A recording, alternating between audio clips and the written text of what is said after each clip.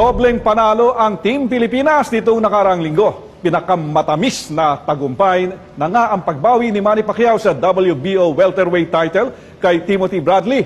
Ikalawang tagumpay ng pinataob naman ng Philippine Ascals ang Nepal sa friendly match nila sa Doha noong Biyernes. May balitang Middle East si Delfin Montenegro.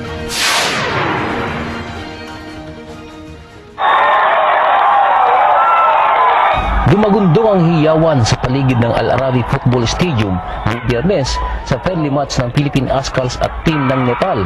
Hindi pinaporma ng Team Ascals ang Nepali team sa score na 3-0. Nagwagi ang Ascals. Sabi ni Ascals manager Dan Palami, bawat panalong laban ay umaangat ang ranking ng Ascals sa FIFA. I think we're on the right track in our preparation for the Challenge Cup as well.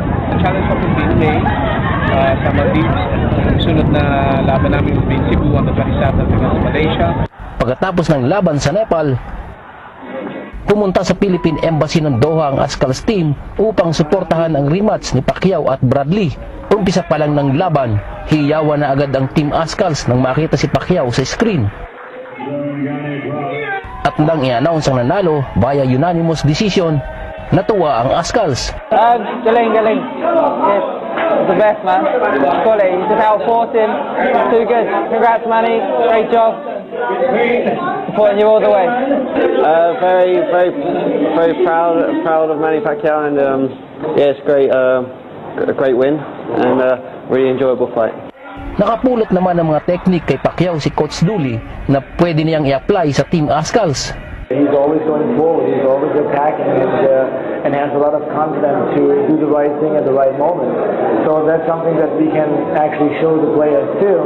His attitude that he has in the game and that his style, how he fights, is exactly what we should do on the field too. Mabuhay ang Pinoy!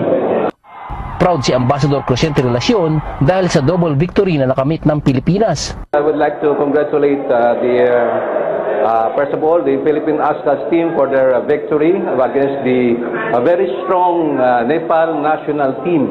And secondly, we also would like to congratulate Manny Pacquiao for that very impressive victory against Bradley. Si Consul Leo Ausan naman ng Jeddah ay dumaan muna sa embassy para manood ng laban ni Pacquiao. Umaasa si Consul na sa susunod na laban ni Pacquiao ay si Mayweather na ang katapat.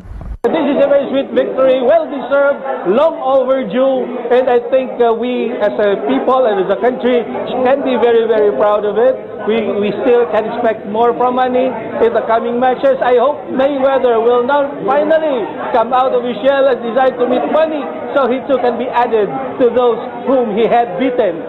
Mayweather, lumabas ka na para matalo ka na rin. Kasama ang Ascals, nag-double celebration sila sa embahada. Nagbabalita sa Middle East, Delfin Montenegro, Doha, Qatar.